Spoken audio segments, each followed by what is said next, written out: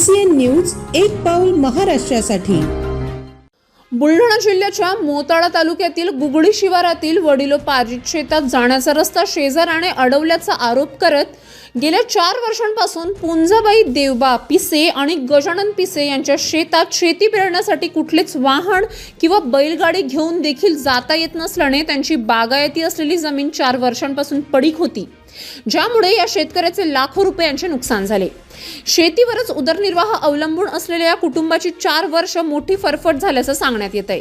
मात्र प्रकरण तहसीलदार यांच्याकडे दाखल केल्यानंतर शेतकऱ्याला बैलगाडीचा रस्ता मोकळा करून देण्यासंदर्भात आदेशित करण्यात आले।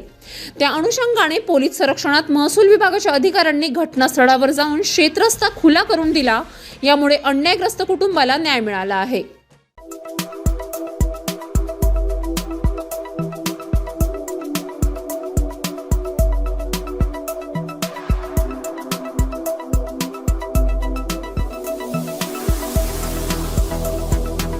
तसेच आपल्या भागातील महत्त्वाच्या बातम्या पाहण्यासाठी CCN न्यूज डेस्क चॅनलला सबस्क्राइब करा आणि बेल आयकॉन प्रेस करा।